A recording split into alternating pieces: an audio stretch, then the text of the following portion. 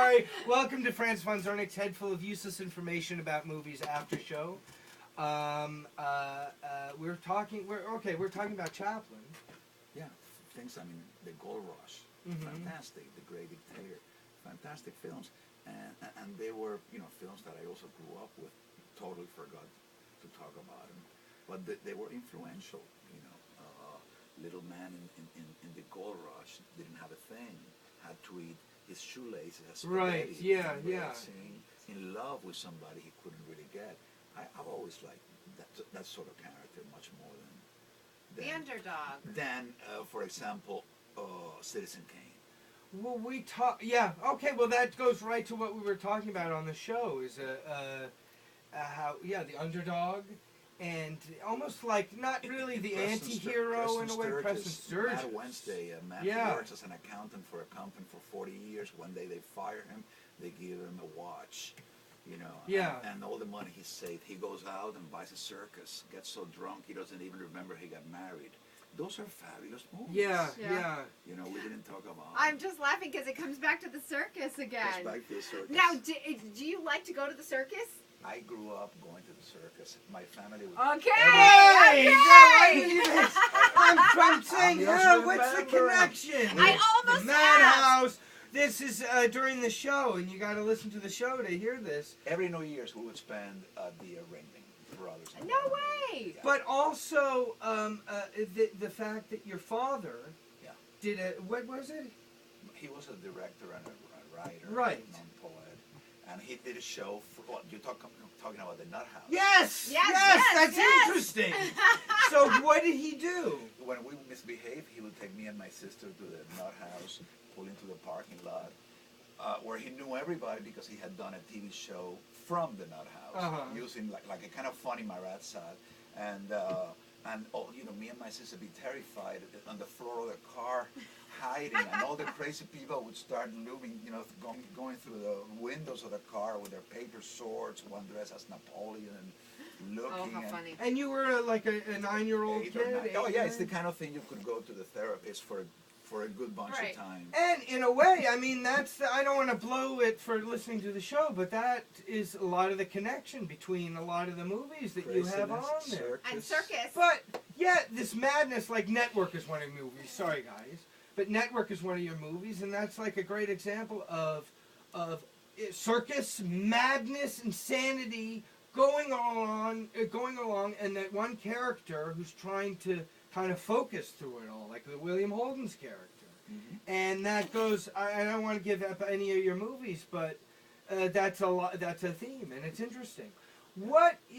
Now, has anyone come to you after watching one of your movies and said, boy, this, how could they not have? This movie has really affected me and kind of changed my life. Sure. And in what way do you think, have they said? For example, Mark Anthony, who was a very known singer.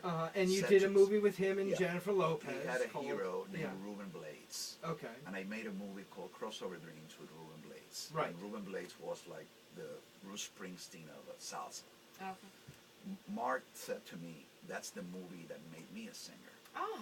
And that's when he called me to make the movie with his wife Jennifer. Oh. So it has happened. Wonderful. That that they see a reference to it. They see tissue of some kind.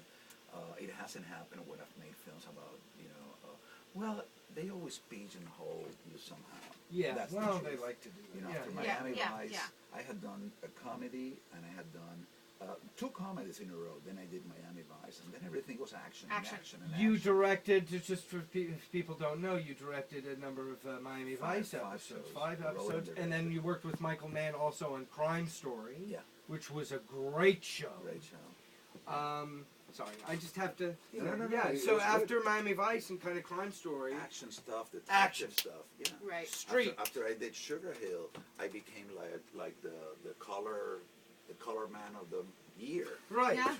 And you were talking about working at lunch at Aroma Cafe, where you were talking about Sugar Hill and how you went in to the room to sell yourself as a director to try to get the gig. And I went into the meeting to try to I thought it was some kind of confusion. That they wanted this Cuban guy to direct this kind of black epic story about Harlem and Harlem gangsters and stuff. And I got to the meeting, and there's two black guys looking at me, and I had no idea what to say, except how much I hated rap, and I didn't like the guys with the hood, and I didn't like the Jeeps, and I didn't like any of that stuff, and I was fed up with this, and I would make a different movie where gangsters wore suits and collected art and drove Jaguars and cared for the history of Harlem, which was then called Sugar Hill. Okay. And I started talking, and I even mentioned I want to make this more like Once Upon a Time in America than New Jack City. Right, and I kept sort of like, putting my foot in my mouth over and over and over until I thought they were going to punch me. Yeah, they were I like, thought they were "Get just gonna out!" go, "Shut up, man." And they said, "You're the man." You're hired. You're hired. And you're like, okay. You did everything And right. then you made your movie. I you talked made myself the movie. out of the yeah, movie, yeah, and I got the job. Yeah, Right. yeah. Sometimes Right. it's a crazy That's business. hysterical. And then I think they picked up on a little of that with The Wire too. That kind of with the African American drug lords and this kind of thing. But with the upper scale, less street. I mean, this is Sugar Hill mostly was the street. first one of that kind. At a time where it would have been easier and maybe more commercial, and even for me more profitable if I would have said, "Yeah, we're gonna do New Jack City 3 or something." Right. Right. Yeah. Yeah, let's put a lot of rap. Let's do this. Let's put a lot of sunglasses and Timberland shoes. Yeah.